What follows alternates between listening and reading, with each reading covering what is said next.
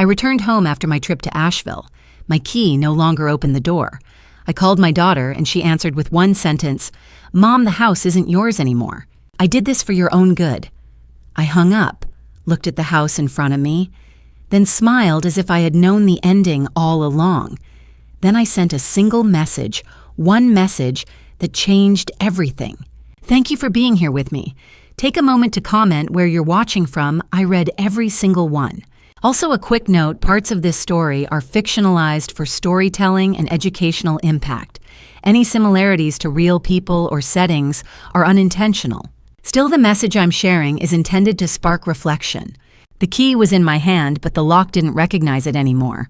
I stood on the front steps of 412 Whitfield Square, my home, for 28 years, and stared at the brass deadbolt that should have turned.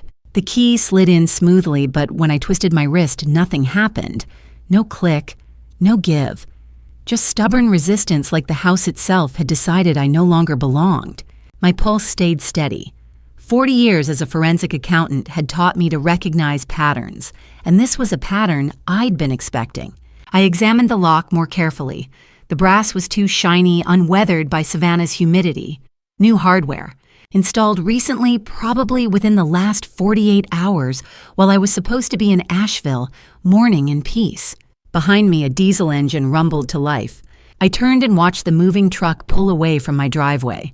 2 men sat in the cab, neither looking back.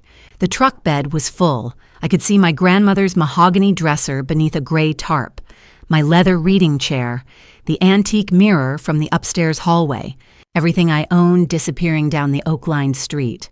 I should have felt something, panic maybe, or rage. Instead, I felt the same cold clarity I used to feel when I found a discrepancy in someone's books. The numbers never lied. People did. My name is Lauren Caldwell. I'm 64 years old, and until 3 months ago, I thought I knew my daughter. Vanessa is 37, a trust and estate lawyer with her own practice downtown. Smart, polished, successful. She'd always been ambitious, the kind of girl who color-coded her school notebooks and finished her homework before dinner. I'd been proud of that drive. I thought it came from me. Her husband, Derek Hartwell, is 40. Tall, charming, with a smile that doesn't quite reach his eyes, and a silver Rolex he wears like a warning. He used to work in investment banking before something went wrong. They've been married for 2 years, and in that time, I've watched my daughter change in ways I didn't want to name. But I'm naming them now. 5 years ago, my husband Michael was taken from me during a home invasion. He was an architect, gentle and brilliant, and the trauma left scars I'm still learning to live with. Therapy helped. Time helped. Vanessa in those early months helped too, or so I thought. The house behind me, this 3-story Victorian, with its wraparound porch and garden full of camellias, is worth $2.5 million. I know because Derek asked me about it over Christmas dinner casually, like he was making small talk. "Ever thought about downsizing, Mom?" he'd said. "A place this big, all those stairs must be hard to manage alone." I'd smiled and changed the subject, but I'd also started paying attention. The live oak in the backyard is over 200 years old, its branches thick enough to hold a swing, its roots deep enough to survive hurricanes. I've always found that comforting. Roots matter. I pulled my phone from my purse and typed a message to a number saved under CM. 3 words. It's happening. Ready. The response came in seconds on my way. I slipped the phone back and looked up at the house one more time. The front door was still locked against me now instead of for me. The windows reflected the morning sky, blank and unreadable. I could see my reflection in the glass, a woman in a simple gray cardigan and jean silver hair, pulled back reading glasses hanging from a chain around my neck. I looked like someone's grandmother, someone harmless. That was the point. Behind me, a car door slammed. I didn't turn around. I knew someone would notice, a neighbor drawn by the truck, the commotion. Savannah was a small town that way. People noticed. Good, I was counting on it. I ran my thumb across the teeth of the key one last time, then tucked it into my pocket. It didn't work anymore, but I'd keep it anyway. Evidence had a way of mattering later when people started asking questions, and they would ask questions. I took a slow breath, tasting the salt from the river on the air, and let myself think the words I'd been holding back for months. This is just the beginning. I should have recognized the warning signs earlier. 3.5 years ago on a Sunday afternoon in late October, my daughter brought Derek Hartwell home for the first time. The air that day smelled like wood smoke and turning leaves, the kind of autumn afternoon that makes you believe everything will be fine. I'd spent the morning cooking roast chicken, green beans, mashed potatoes, the kind of meal I used to make when Vanessa was a girl. And Sunday dinners still meant something. "Mom, this is Derek," Vanessa said, smiling wider than I'd seen in months. "He works in investment banking." Derek Hartwell stepped into my foyer with the confidence of a man who'd been invited many times before. He was tall, well-dressed in a navy suit that probably cost more than my monthly utilities, and he wore a silver Rolex that caught the light every time he moved his wrist. When he shook my hand, his grip was firm, practiced the kind of handshake that's been rehearsed in front of a mirror. "Mrs. Caldwell," he said. "Vanessa's told me so much about you, and this house." He turned, taking in the crown, molding the original hardwood floors, the chandelier Michael had restored by hand. "It's stunning. How long have you lived here?" 28 years, I said. "And it's just you now." I felt something tighten in my chest, but I smiled. "Just me." My Uncle Raymond arrived a few minutes later. He's not technically my uncle. He was Michael's older brother, 15 years his senior. But after Michael passed, Raymond refused to let me drift. He'd been a police detective for 32 years before he retired, and even at 70, he still carried himself like a man who noticed everything. He shook Derek's hand at the door, but I saw the way his eyes narrowed the slight pause before he let go. Dinner started pleasantly enough. We sat at the table beneath the window that overlooked the garden, and I poured sweet tea while Vanessa talked about a case she'd just won. But Derek kept steering the conversation back to the house. "What's the square footage?" he asked, cutting into his chicken. "About 4,000, I said. "And the property taxes?" I hesitated. "Around 18,000 a year." He nodded slowly like he was filing the number away. "That's substantial. Have you ever thought about downsizing? A place like this beautiful, don't get me wrong, but it must be a lot to manage on your own." "I manage fine," I said. Vanessa reached across the table and squeezed my hand. "Derek's just thinking about your future, Mom. We both are." That was the moment I should have paid attention to. Not what she said, but how she said it. There was something in her voice I'd never heard before, something calculating, like she was already dividing up the rooms in her head. Uncle Raymond set down his fork. "Lauren's been managing just fine for 5 years. I think she knows what she needs." Derek smiled, but it didn't reach his eyes. "Of course, I didn't mean to overstep." After that, the questions kept coming. What year was the house built? Had I updated the plumbing? Did I have a retirement plan? Every question felt like an appraisal, like he was determining whether I was an asset or a liability. Vanessa and Derek were engaged 4 months later, married 14 months after that. The whole thing happened so fast I barely had time to process it. One day, she was my daughter, and the next she was someone's wife, someone who called less visited, asked more questions about my will than my health. It was 6 months before the incident in February when Uncle Raymond finally said what he'd been thinking since that first Sunday dinner. We were sitting on my back porch watching the sun set behind the live oak when he turned to me and said, "That man's eyes don't smile, Lauren. Be careful." "He's Vanessa's husband," I said. "I have to trust her judgment." Raymond was quiet for a long moment. Then he said, "Document everything. Passwords, account numbers, deeds, titles. A cop's instinct is never wrong." I promised I would, and I did.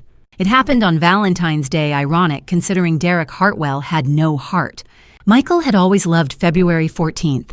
Every year he'd bring me roses and a handwritten card. 4 years after losing him, I'd learned to get through the day by staying busy. When Vanessa suggested dinner to celebrate family, I should have known better.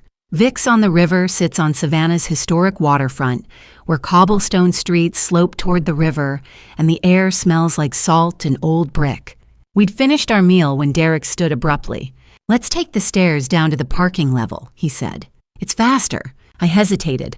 The stone stairs connecting River Street's upper and lower levels are steep, worn smooth by decades of foot traffic, and dangerous even in daylight. At night, with only gas lamps, they're treacherous. "I'll help you, Lauren," Derek said, already moving. Vanessa was ahead of us, her face lit by her phone screen. She didn't look back. The February air hit me cold for Savannah, maybe 50 degrees with wind off the river. The cobblestones under my feet were uneven, slick from mist. I could hear tourists nearby, distant music from the bars. Derek's hand closed around my elbow, firm, steady. We reached the top of the stairs. "Careful," he said, and then he pushed. It wasn't dramatic. There was no shout, no struggle, just sudden hard pressure against my upper arm, and then I was falling. 12 steps. I counted them later when I was trying to make sense of it. 12 stone steps, each one catching a different part of me on the way down. My shoulder, my hip, my outstretched wrist snapping under my weight as I tried to catch myself. The world became pain and motion, and then I hit the cobblestones with a crack I felt more than heard. Everything went silent. Then Derek's voice, loud and panicked. "Mom, oh my God, she slipped." I was on my side, unable to move. My left wrist bent at an angle that wasn't right. My ankle throbbed. My head felt like something had split inside. I could taste blood where I'd bitten my tongue. Through the haze, I looked up. Derek was running down the stairs toward me, his face arranged in perfect horror. But for just a second, less than a second before he reached me, I saw his eyes. Cold, calculating, satisfied. Then the mask dropped back into place. "Someone call 911, he shouted. She fell. I tried to catch her. A tourist couple materialized, a man with a camera, a woman clutching his arm. "We saw it," the man said. "She just lost her balance." They hadn't seen the push. The angle had been wrong. Derek had planned that too. Vanessa appeared, breathless, phone still in hand. "Mom, what happened?" "I'm okay," I tried to say, but it came out slurred. The ambulance arrived in minutes. 2 paramedics, efficient and kind, checking my pupils, immobilizing my wrist, asking questions I could barely answer. One of them, a young man with tired eyes, leaned close as they loaded me onto the stretcher. "Ma'am, can you tell me what happened?" I looked past him at Derek, standing with his arm around Vanessa, his expression drawn with concern. Playing the devoted son-in-law. "It wasn't an accident," I whispered. The paramedic's hand stilled on my shoulder. His eyes met mine. After a pause, he nodded and wrote something in his report. By the time they closed the ambulance doors, I knew with absolute certainty my daughter's husband had just tried to end my life, and I was going to make sure everyone else knew it too. Pain has a way of making you vulnerable. Derek Hartwell was counting on that. When I woke in room 417 at Memorial Hospital, the world was wrapped in soft edges. Morphine dripped steadily through the IV in my right arm, dulling the fire in my left wrist and the throbbing ache where my head had struck cobblestone. The cast on my left arm was heavy, bright white against the hospital sheets, and every small movement sent fresh waves of pain through my shoulder. The nurse, a tired woman with kind eyes, checked my vitals and asked if I needed anything. I tried to say no, but my tongue felt thick, my thoughts slow and scattered like leaves in water. That's when Derek arrived. He carried a bouquet of white lilies, the kind you bring to funerals, and his expression was carefully arranged into concern. "Lauren," he said, setting the flowers on the bedside table. "I'm so sorry. I keep replaying it if I'd just held on tighter." His voice cracked just enough to sound genuine. I wanted to tell him I knew what he'd done, that I'd felt the deliberate pressure of his hand, seen the calculation in his eyes before the mask came down. But the morphine made everything slippery, and the words wouldn't form right. "You need to rest," he said, pulling a chair close to the bed. "But there's something we should take care of while you're here. Just paperwork. Temporary." He pulled a document from his jacket pocket and unfolded it on the tray table beside me. The heading read, "Emergency Contact Authorization" in bold letters. "You'll need someone to handle bills while you recover." Derek explained, his tone patient and reasonable. "Pay utilities, manage the house. Nothing major, just so you don't have to worry." I squinted at the paper.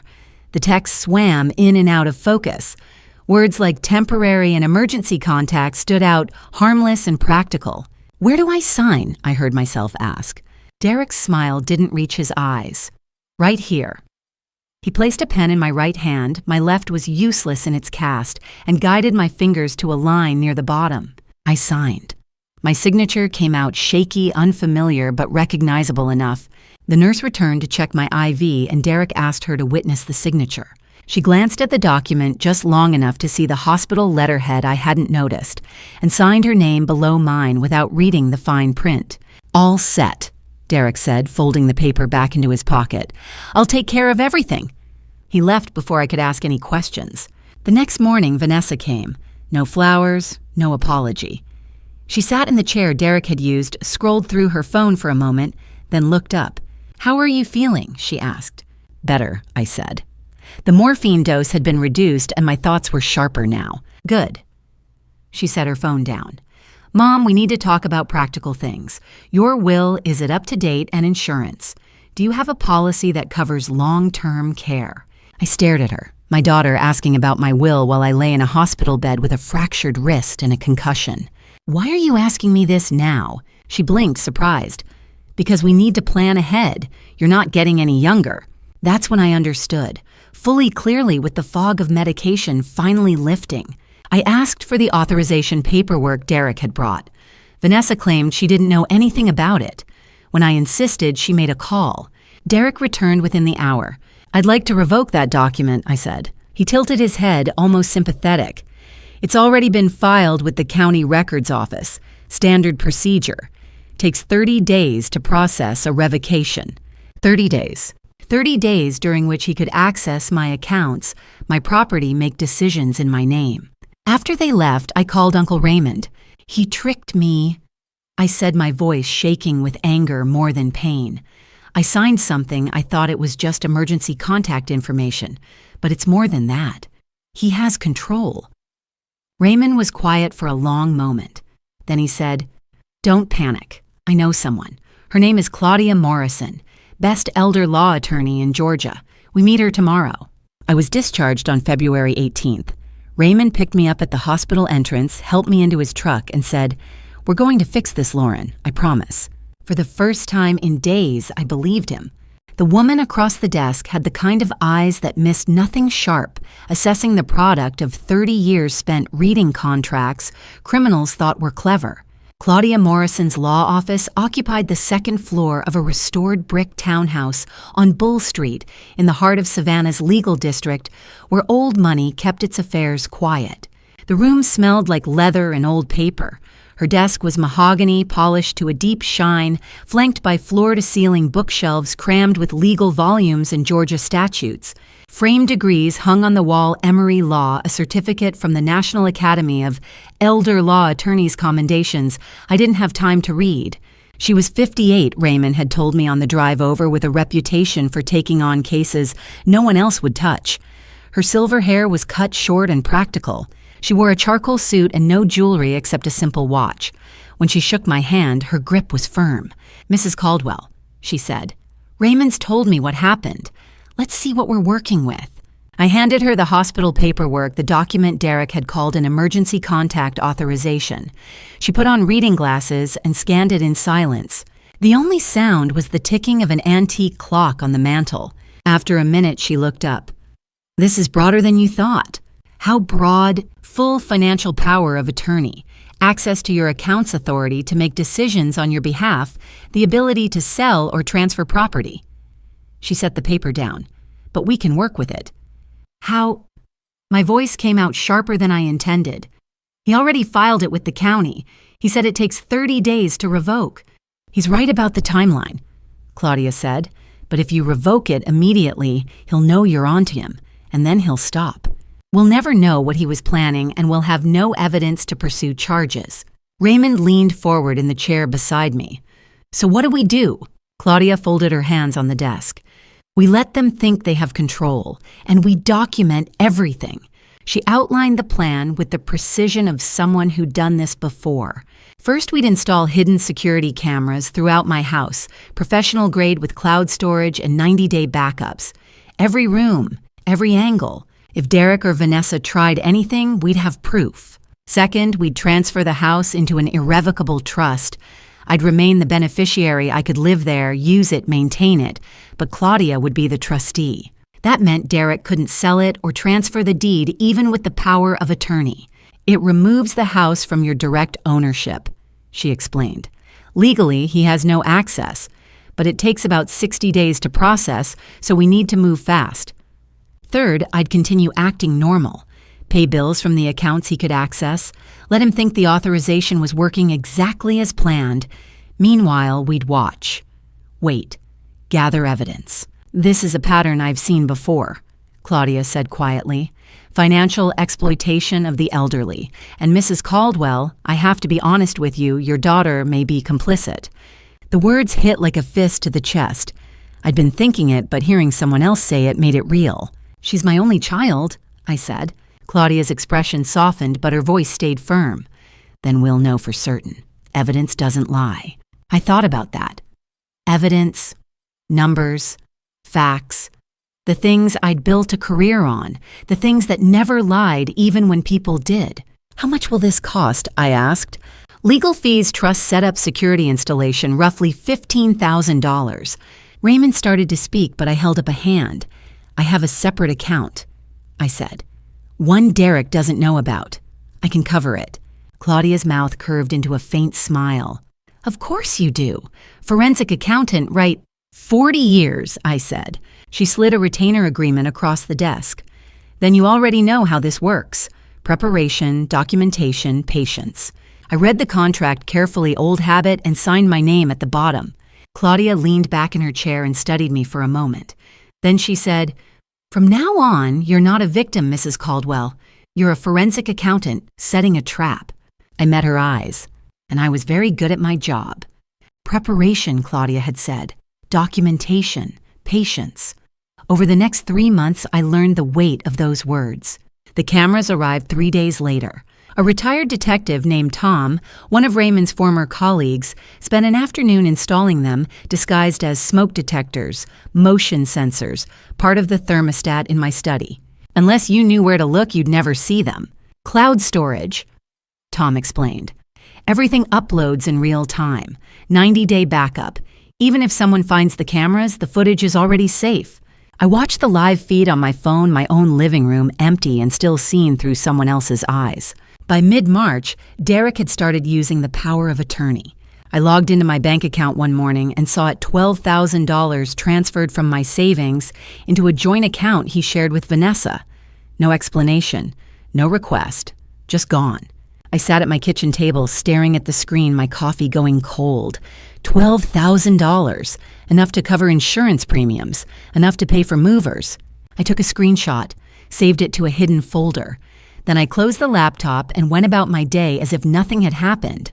Derek came by every week after that, always with brochures, retirement communities, assisted living facilities, memory care centers with names like Serenity Oaks and Golden Years Manor. This house is a lot for one person, he'd say, spreading glossy pamphlets across my dining table. I'd nod, flip through the pages. Maybe you're right, I said once. This house is too big. His smile widened. I'm glad you're thinking about it. What he didn't know was that I'd already thought about it. For 28 years. About the floors Michael and I had refinished, the garden we'd planted, the life we'd built inside these walls. Derek wasn't taking it from me, but I let him think he was winning. Late March brought something I hadn't expected. I came home from the grocery store to find an opened envelope on the counter. The return address read Southern Mutual Life Insurance. I pulled it from the recycling bin where Derek had tossed it. Congratulations, it began. Your application for a $2 million term life insurance policy has been approved. My hands went still. $2 million. Annual premium $8,400. Beneficiary Vanessa Hartwell. I hadn't applied for life insurance. I photographed every page, the letter, the envelope, the policy number, and forwarded them to Claudia with a single message. Found this today. Her reply came within an hour. Don't touch anything else. I'll investigate. It took Claudia 2 weeks to get the details. The policy had been approved on April 15th. The signature on the application was a forgery, not even a good one. Whoever had done it hadn't matched the slant of my handwriting. They didn't think anyone would check, Claudia said over the phone. They assumed you'd never see the paperwork. What do we do? Nothing yet. Let it play out. This is evidence. On April 22nd, Claudia completed the trust transfer. The house was no longer in my name. It belonged to an irrevocable trust with me as the lifetime beneficiary and Claudia as trustee. Derek's power of attorney meant nothing now. He couldn't sell it, couldn't transfer the deed, couldn't touch it. The county recorded the change quietly. No announcements, no fanfare. 2 days later, Derek showed up at my door. "Vanessa and I have been talking," he said, leaning against the door frame like he owned the place. "Maybe we should move in, help you manage things, just until you're feeling stronger." I smiled, kept my voice light. "Let me think about it." "Of course, take your time." But I already knew exactly what came next. I was trimming the camellias when I saw a white van with no markings pulling up to my curb, like it had every right to be there.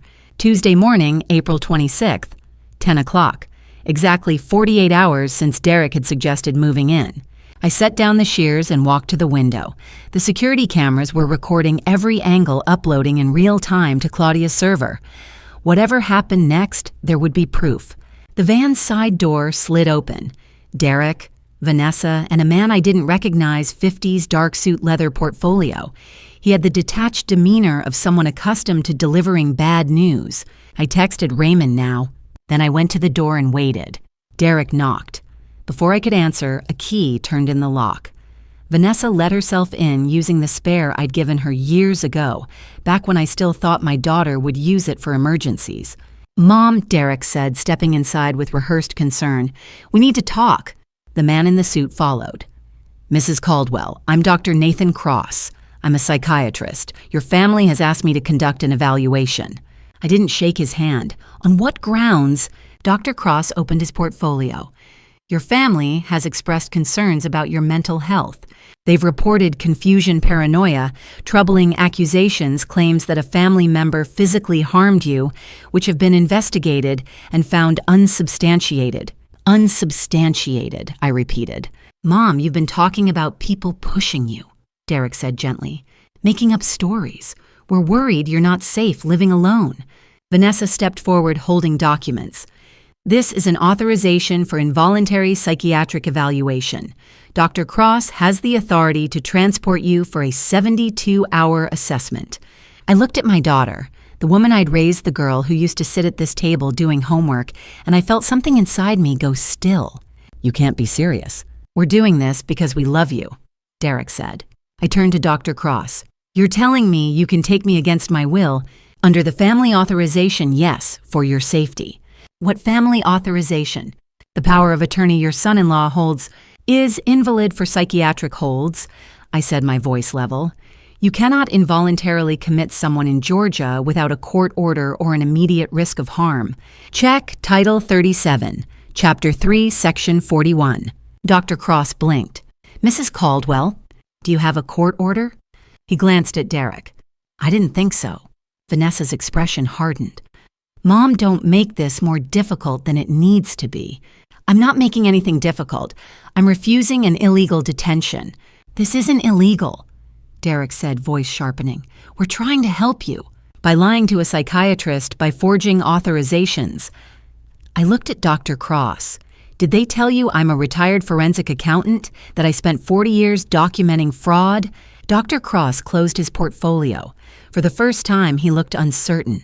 That's when I heard the truck. Raymond's pickup pulled into the driveway. A moment later, my uncle stepped inside. He was 70, but he still carried himself like the detective he'd been for 3 decades.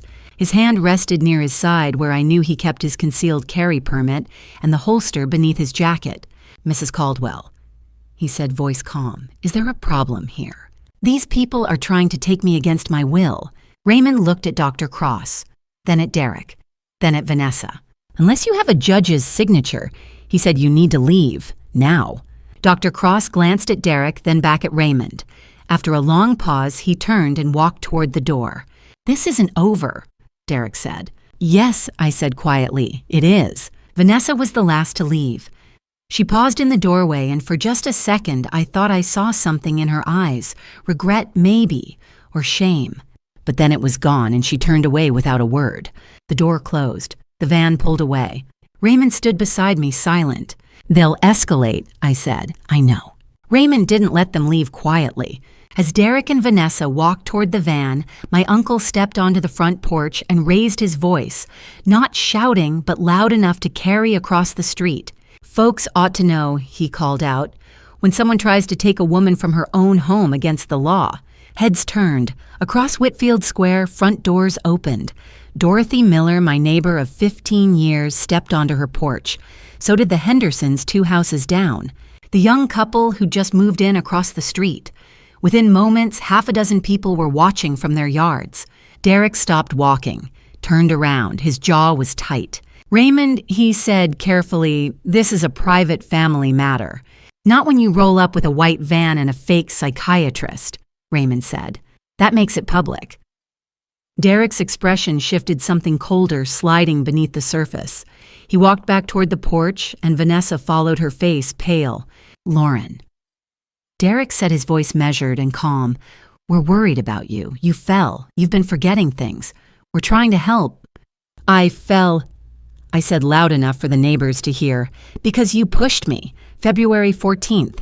Vic's on the river, down 12 stone steps. Vanessa stepped forward. Mom, that's ridiculous. Dad's been gone 5 years. You've been unstable. Your father was taken from me in a home invasion, I said. I have PTSD. That doesn't make me incompetent. You're sitting on a $2.5 million property you can't maintain. Derek snapped, his patience fraying. You're too proud to admit you need help. Or, I said, you have $850,000 in crypto trading debt and you need my house to cover it. Derek went very still. Vanessa stared at me. How did you— Forensic accountant, Raymond said from the porch. 40 years tracking money. You really thought she wouldn't notice? I reached into my cardigan pocket and pulled out my phone.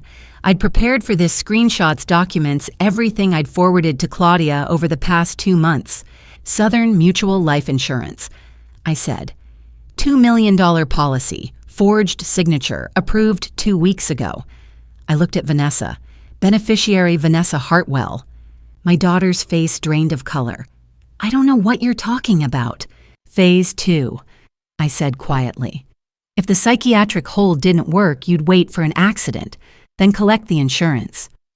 Across the street, Dorothy Miller had her phone out.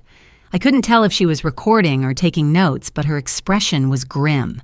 Dr. Cross, who'd been standing by the van, climbed into the driver's seat without a word and drove away. Derek grabbed Vanessa's arm. We're leaving! But Vanessa didn't move. She was staring at me, and for the first time, I saw something crack in her composure. Her eyes filled with tears. Mom, she said, her voice breaking, please, I love you. I looked at my daughter, at the woman I'd raised who'd once brought me dandelions from the yard and called them flowers, and I felt my heart break all over again. Then prove it, I said. Stay away from my house. Derek pulled her toward the car. She didn't resist. When they were gone, Dorothy Miller crossed the street. Lauren, she said, I heard everything. If you need a witness, I'll call you, I said. I watched their car disappear around the corner. I had weeks, maybe days, before they tried again. Late April became a chess game, and Claudia was ready to make the final move. 2 days after the confrontation on my front lawn, I sat in her office with Raymond. The afternoon sun slanted through the window, and Claudia had a legal pad filled with notes in front of her. They're desperate now, she said. Exposed publicly. They'll act fast. How fast? I asked. Days. Maybe a week. She tapped her pen against the desk. We need to give them an opportunity, something they can't resist. Raymond leaned forward. What are you thinking? Claudia looked at me. A trip, somewhere believable, long enough that they think they have time to move. I thought about it. Asheville, I said. It's where Michael and I used to go. Anniversary of his death is coming up. Vanessa would believe I'd want to be alone. Claudia nodded. Perfect. 4.5 hours away, far enough to give them confidence. The plan came together quickly. I'd drive to Asheville, check into the Grove Park Inn, post a photo online, something public time-stamped that proved I was gone. Then I'd drive back the same day and stay with Georgia Hayes, my best friend of 20 years, a retired teacher, who'd been asking how she could help since February. That evening I called Vanessa, put her on speaker, pressed record. Mom, her voice was cautious. I'm going to Asheville for a few days, I said. I need some time to think, alone. A pause. How long? Maybe a week. I'll be at the Grove Park Inn. I'm turning off my phone. Mom, wait. I hung up. On Wednesday, May 1st, I drove to Asheville. 4.5 hours through the mountains, windows down, radio off. I checked into the hotel, took a photo of the view from my room and posted it online with a caption about needing peace. Then I got back in my car and drove home. By 3:30 that afternoon, I was sitting in Georgia's living room. "You're sure about this?" Georgia asked, handing me a cup of tea. "Completely." She pulled out her laptop and set it on the coffee table. I logged into the security feed. My house appeared on the screen, empty, waiting.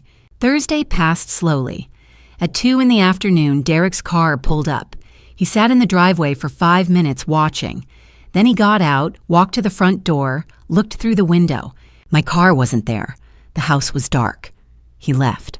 Friday morning, they came prepared. A locksmith van arrived first. Then Derek and Vanessa, followed by a white moving truck with Mitchell and Jackson professional movers painted on the side. I watched it all unfold on Georgia's laptop, every camera angle uploading in real time to Claudia's server. The locksmith worked fast. New deadbolt, new knob. 15 minutes and the house had been sealed against me. Then the movers started loading. My grandmother's dresser. The leather chairs from the living room. The dining table where Vanessa used to do her homework. Box after box, piece after piece carried out to the truck. Derek disappeared inside. I switched camera feeds and watched him go straight to my study. He opened drawers, pulled out files. And then he found the document I'd planted 3 weeks ago, tucked into the back of a folder labeled estate planning. It was fake, a deed transfer authorization unsigned with blanks for a name and date. Derek sat down at my desk, pulled out a pen.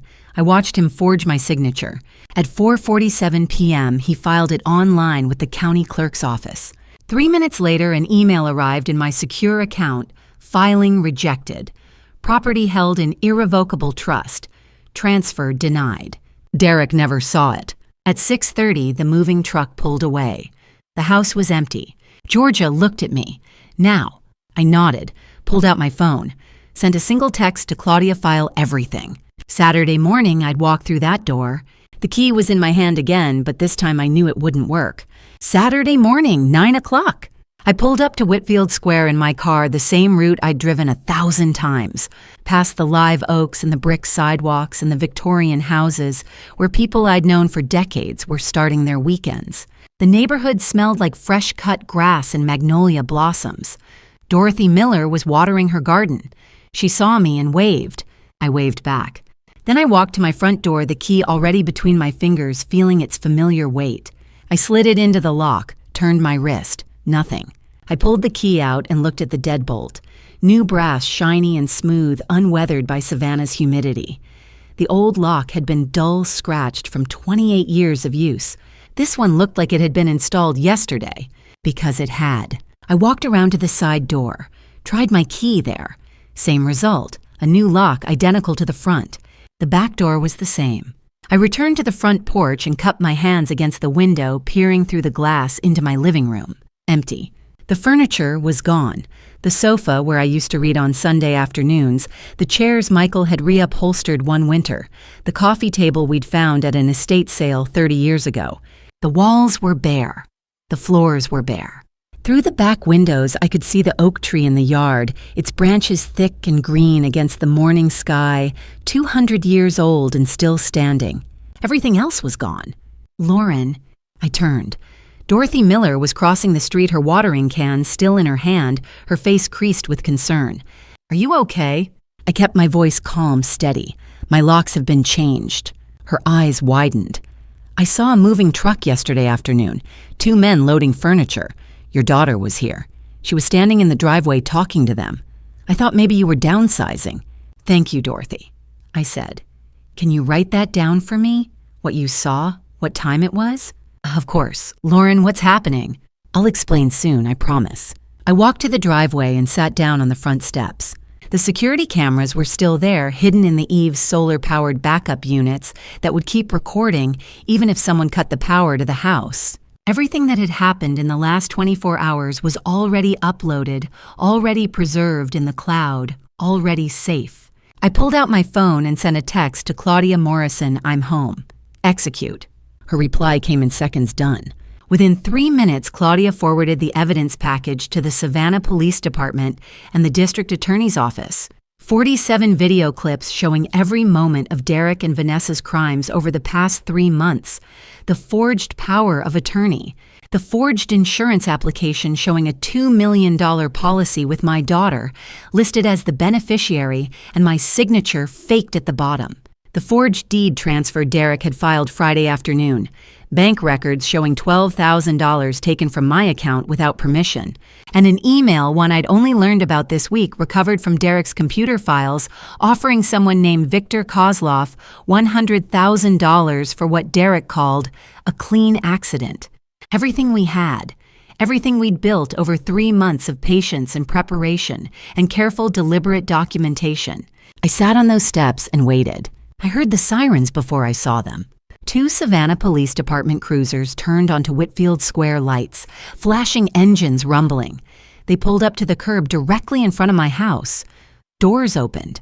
A uniformed officer stepped out, older, stocky gray hair with sergeant stripes on his sleeve and a nameplate that read Martinez. He looked at me. Mrs. Caldwell. I stood, brushed off my jeans, met his eyes. "Yes, officer," I said. "I'd like to report a burglary. If you're still here with me, comment the number 1 below so I know you're standing with me to the end. And tell me honestly, if you were in my position, would you forgive your own child? Or would you make sure the truth came out no matter the cost? I want to hear what you would do before we step into what happens next." And a gentle note. The next part of this story includes some dramatized elements that may not reflect reality in every detail. If that's not for you, feel free to stop here. But if you stay, you'll see how far this truly goes. Sergeant Martinez pulled out a worn notebook and asked me to start from the beginning. I sat on my own front steps I'd climbed 10,000 times, and told him about the key that no longer fit the house stripped bare, and the 200-year-old oak tree I could see through the empty windows. Dorothy Miller stood beside me, her handwritten statement already in his hand. At 9:30, a plainclothes detective arrived, a woman in her mid-40s, with short graying hair and sharp eyes that missed nothing. "Mrs. Caldwell, I'm Detective Sarah Oakes, Savannah PD. I've been with the department 18 years. She shook my hand firmly. "Your attorney sent us a file this morning, 47 video clips, financial records, forged documents. I've never seen a case this well documented." I nodded. "I'm a forensic accountant. Documentation is what I do." "Walk me through it," Oakes said. I gave her the timeline. February 14th, Valentine's Day. The stairs at Vic's on the River Derek pushed me, fractured my left wrist, sprained my ankle. February 15th through 18th, Memorial Hospital. He used my morphine fog to get me to sign a power of attorney I didn't understand. May 1st through 3rd, the Asheville trap. He changed my locks, hired movers, stole my furniture, forged a deed transfer. 3 separate harms, I said, escalating. Oakes made notes. Martinez radioed dispatch. Within 20 minutes, a patrol unit traced the moving truck's license plate to a storage facility on Abercorn Road. The 2 men, Mitchell and Jackson, were still there unloading my dining room chairs. They confessed immediately. Derek Hartwell had hired them for $3,000. Cash told them I was in a nursing home, said the family was clearing out the house. They had no idea it was theft. At 10:45, Oakes received word that Derek and Vanessa were at Vanessa's law office, Hartwell and Associates, 2 blocks off Broughton Street. Oakes Martinez and 2 other officers drove there. I rode in Oakes's unmarked sedan. I wanted to see their faces. When we arrived, Vanessa was at her desk, Derek in the conference room. Oakes knocked. Vanessa opened the door, saw the badges, and her face went white. "Vanessa Hartwell, you're under arrest for conspiracy to commit fraud, elder financial exploitation, and accessory to grand larceny." Oakes recited her rights. Derek bolted. He ran toward the back exit, but Uncle Raymond was already there. He'd driven over separately, called by Dorothy. Raymond blocked the door hand near his holster. "Going somewhere, son?" 2 officers cuffed Derek. "Derek Hartwell, you are under arrest for burglary, grand larceny, forgery, identity theft, and elder financial abuse under Georgia Code, Section 165-102. Derek said nothing. His eyes were cold, flat, dangerous. Vanessa screamed. I didn't know he was going to do this." But her voice cracked, and I could see Oakes didn't believe her. Neither did I. As they led them out, neighbors lined Whitfield Square. Dorothy clapped. Others joined. It should have felt like victory. But then Detective Oakes turned to me across the hood of her cruiser, her expression grave. "Mrs. Caldwell, I need you to come back to the station. We found something else in that evidence file, something about a life insurance policy naming your daughter as beneficiary, and an email to a name we recognize." I nodded slowly. I'd been waiting for that question. "Who's Victor Kozlov?" Oakes asked. I met her eyes.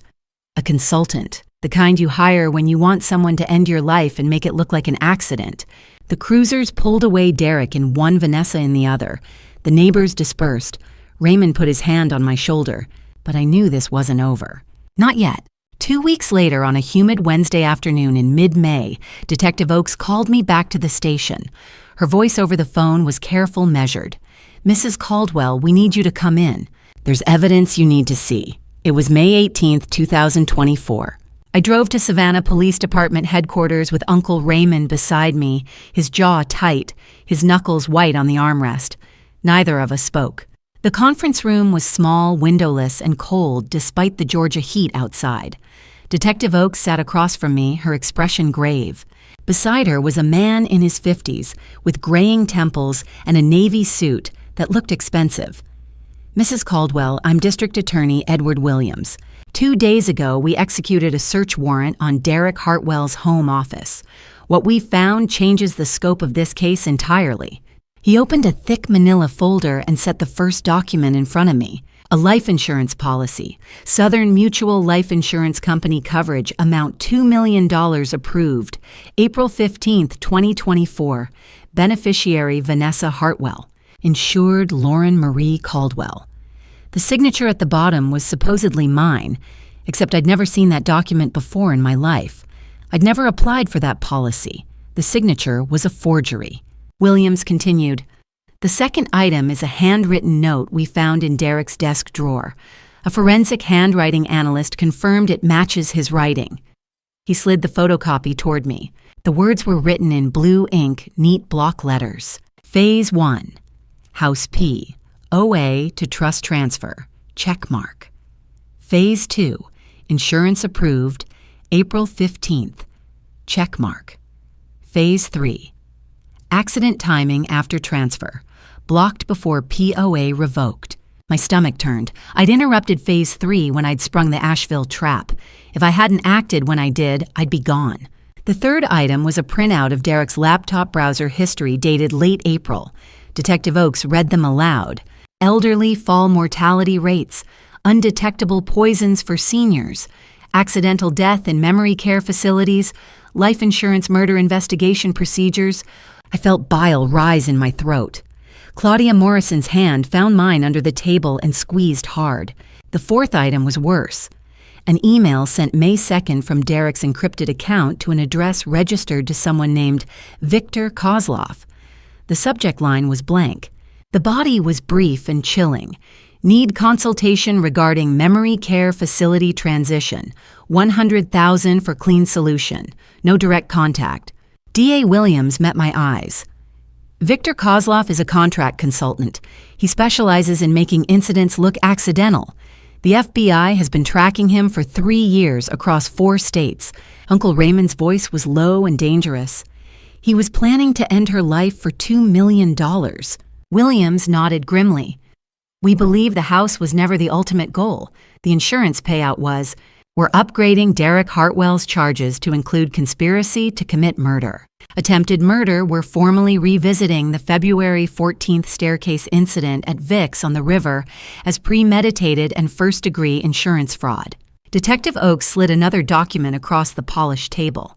"Our forensic accountant traced a wire transfer of $200,000 into Vanessa Hartwell's personal checking account on March 18th, 2024. The memo line reads, Phase 2 complete. She knew about the forged insurance policy. Whether she knew about the plan to take your life is still under investigation." Claudia spoke for the first time, her voice steady.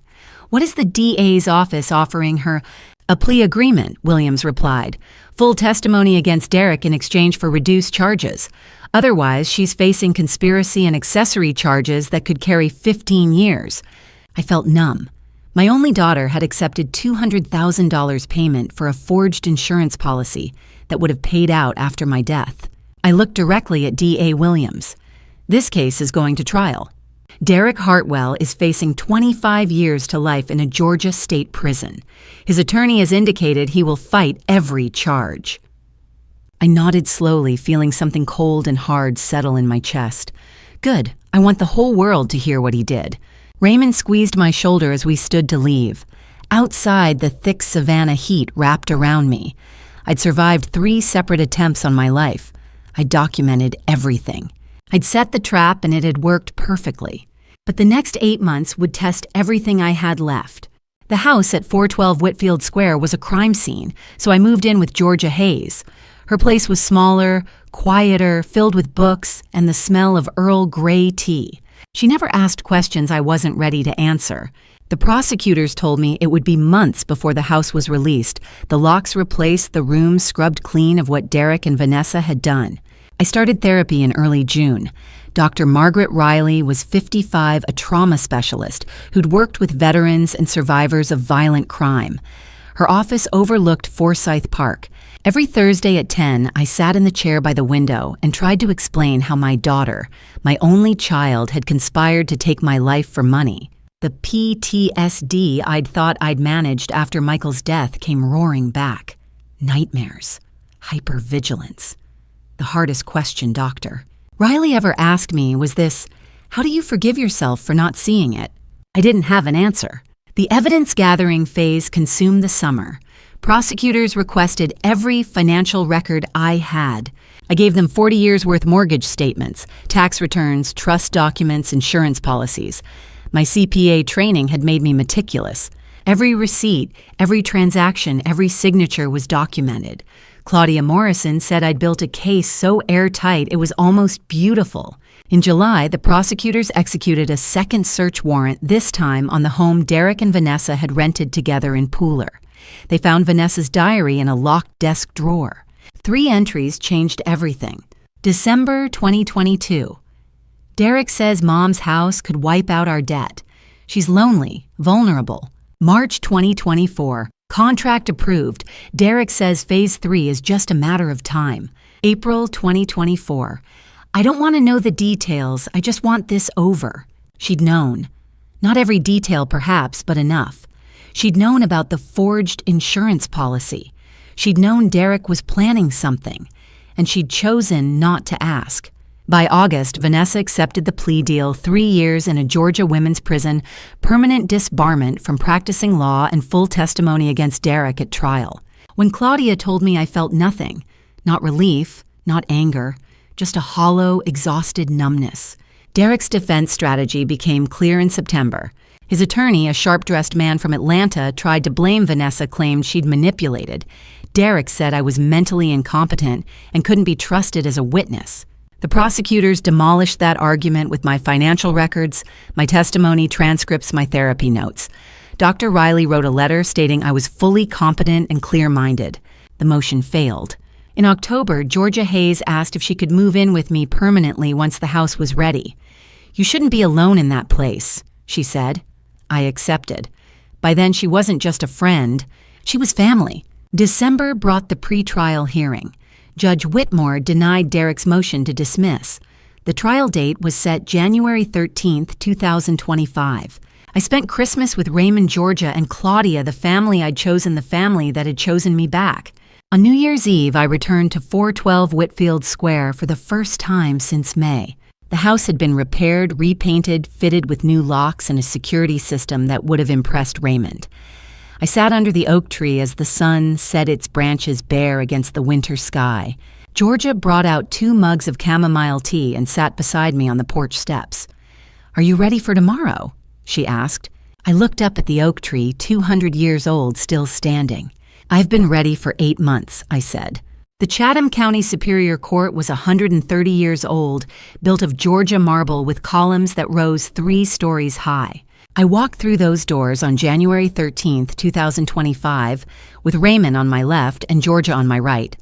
Claudia Morrison met us inside her briefcase, heavy with documents. The hallway smelled like old wood and nervous sweat. Judge Whitmore presided, a black woman in her early 60s with silver-framed glasses and a reputation for no-nonsense efficiency. DA Edward Williams sat at the prosecution table with his assistant, a younger woman who'd prepped me for testimony. Across the aisle, Derek's defense attorney, a sharp-suited man from Atlanta, whose fees I'd heard had been paid by Derek's wealthy parents, shuffled papers and avoided my eyes. The first week was evidence. Detective Oakes walked the jury through the timeline. The February staircase pushed the hospital POA fraud, the Asheville trap, the May 4th burglary. A forensic accountant testified about Derek's $850,000 cryptocurrency debt and the $200,000 wire transfer to Vanessa in March. An insurance investigator explained the forged signature on the Southern Mutual policy, 14 points of difference between my real signature and the fake. Video footage played on a screen. Derek changing locks, movers, loading furniture.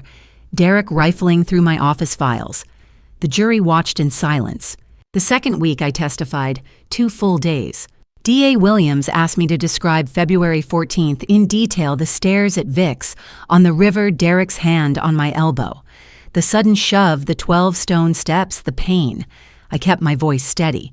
I explained the POA fraud, the white van psychiatric hold attempt, the discovery in May.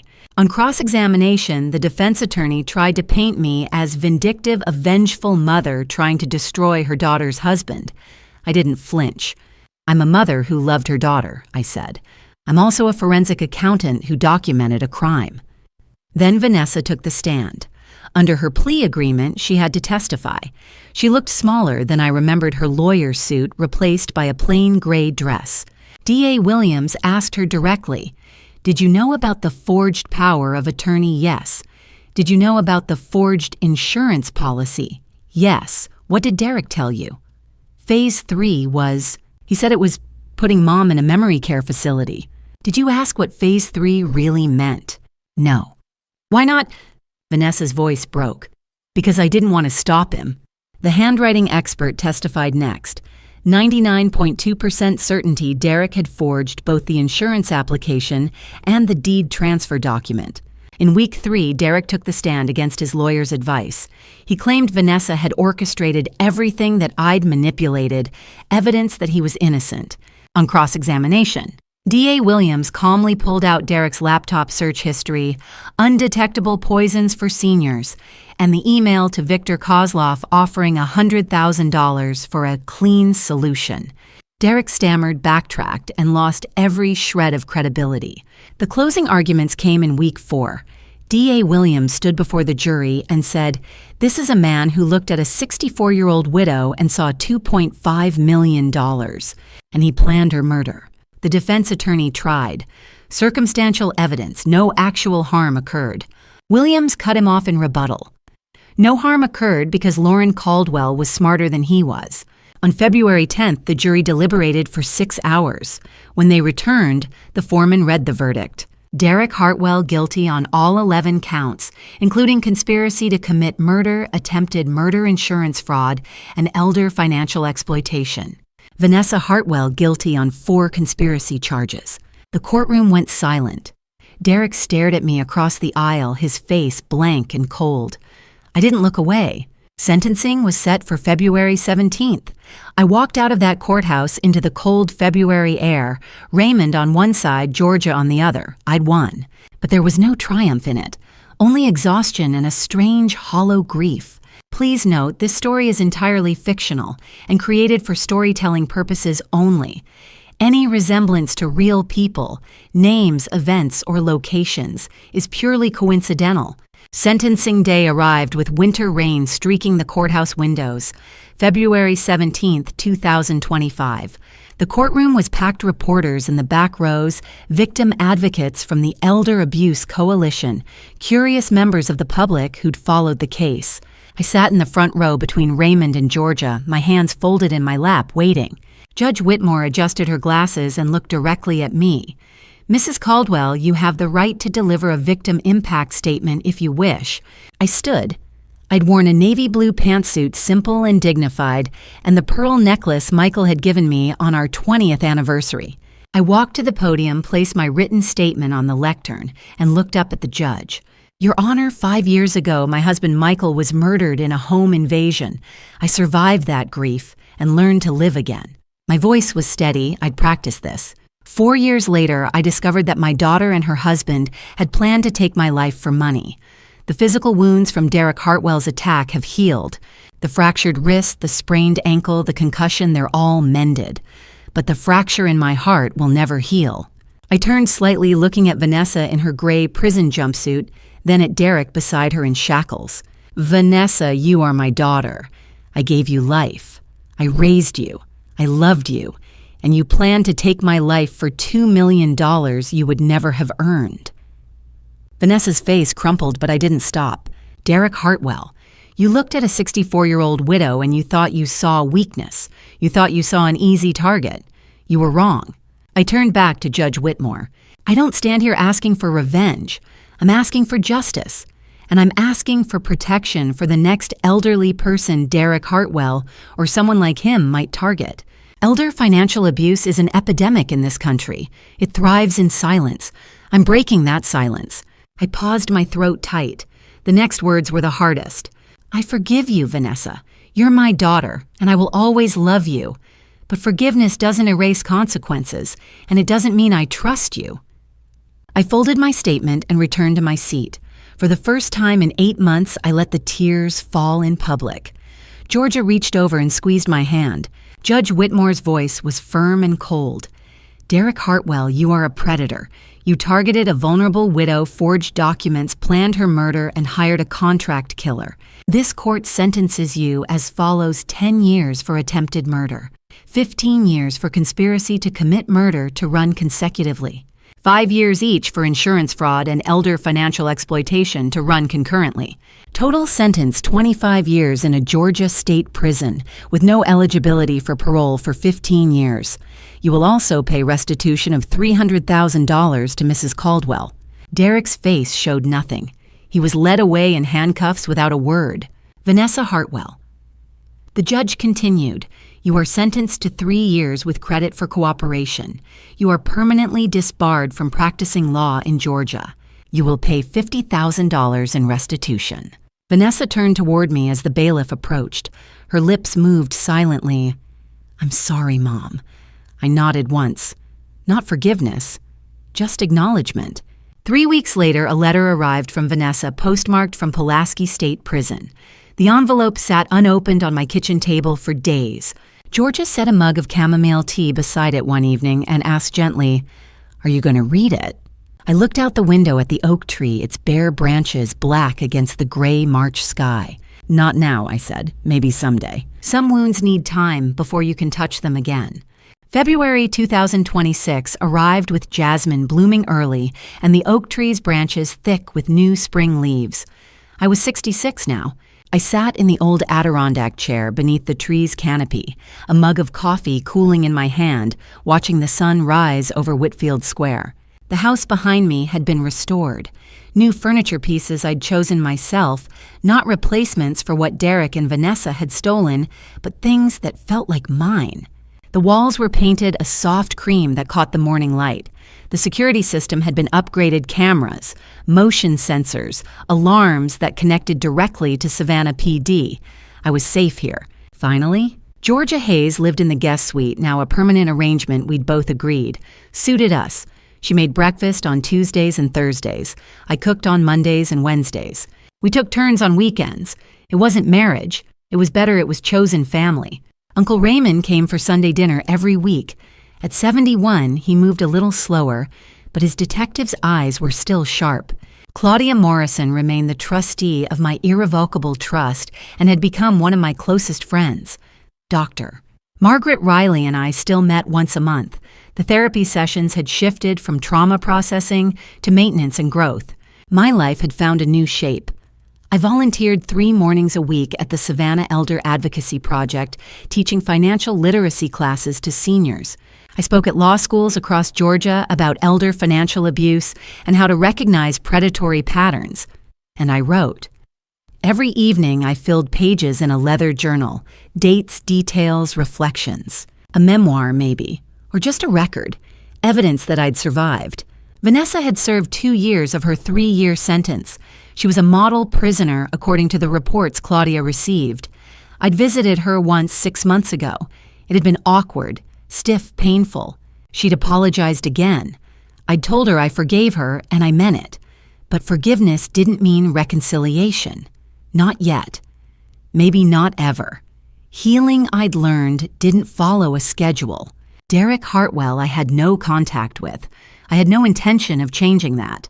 I'd learned lessons in the hardest way possible, and I wanted to share them. Trust but verify. Even with family, protect your assets legally.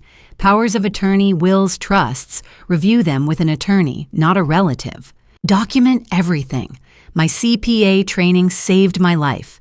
Keep records. Save emails. Take photos. Evidence doesn't lie. Grief makes you vulnerable. Predators target the bereaved. If you've lost someone, don't make major financial decisions alone. Age is not weakness. My experience, my records, my intuition, those were my strength. Ask for help.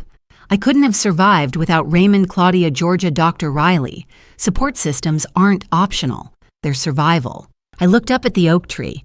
Its trunk was thick, scarred by 2 centuries of storms, lightning strikes, hurricanes. But its roots ran deep, deeper than any threat could reach. You've stood here 200 years, I said aloud. You've seen everything. Storms, fires, families come and go. You're still here. The tree didn't answer. But I felt its presence solid and patient.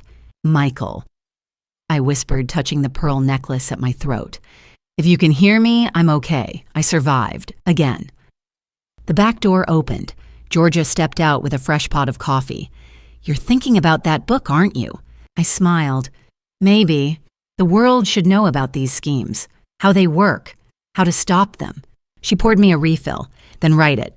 I opened my laptop, the screen bright in the early light, and typed the first line. Chapter 1. The key was in my hand, but the lock didn't recognize it anymore. I smiled. This story wasn't ending. It was being preserved so others could learn, so I could heal, so the next widow would know she wasn't alone. The oak tree had stood for 200 years. I'd stand for as many as I had left, and that I'd finally learned was enough. Looking back, I see how easily I could have become another statistic, another one of those tragic grandma stories that end in silence. But I survived because I documented everything, asked for help, and refused to let grief blind me. Don't be like me. Don't wait until someone changes your locks to protect yourself. Don't assume family means safety. I trusted my daughter with my heart, and she handed it to a man who saw dollar signs where I saw love. These family drama stories aren't just entertainment, they're warnings. Elder financial abuse thrives in silence and shame, in the belief that family wouldn't do that. They would. They do. My experience isn't unique among grandma stories.